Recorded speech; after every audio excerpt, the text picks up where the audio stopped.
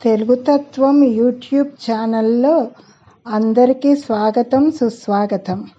ఆదిశంకరాచార్యుల వారు రచించిన సౌందర్యలహరిలోని 56 నుంచి 60 శ్లోకాలు ఈరోజు పారాయణంలో భాగంగా విందాము. 56వ శ్లోకం.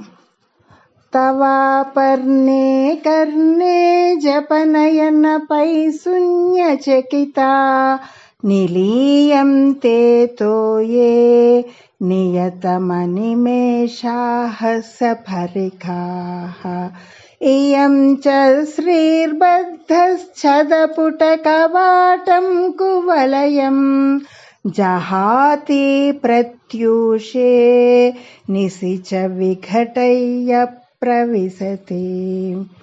57వ శ్లోకం. దృశాద్రాఘీయస్య దరదలిత నీలోత్పలరుచా దవీయాంసం దీనం స్నపయ కృపయా మామపి శివే అనేనాయం ధన్యో భవతి న చ తేహానిర్యత వనే వా హర్మ్యేవా సమకర నిపాతో హిమకరః. 58వ శ్లోకం. ఆరాలం తే పాలే యుగలమగరాజన్యతనయే నకేషామాధత్తే కుసుమసరకోదండ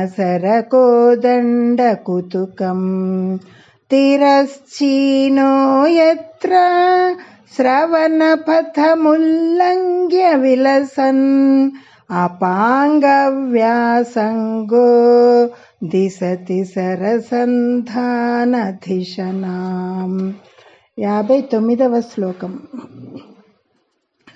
పురద్గండా భోగ ప్రతిఫలిత తాటంకయుగలం చతుశ్చక్రం మన్యే తవ ముఖమిదం మన్మథరథం యమారుహ్య ద్రుహ్యత్యవనిరథమర్కేందుచరణం మహావీరో మారః ప్రమథపతయే సజ్జితవతే. 60వ శ్లోకం. సరస్వత్యాః సూక్తిః అమృతలహరీ కౌసలహరీః పిబంత్యాః సర్వాణి శ్రవణచులుకాభ్యామ విరలం చమత్కారశ్లాఘచలిత శిరసః కుండలగనో ఝనత్కారైస్థారైః ప్రతివచనమాచష్ట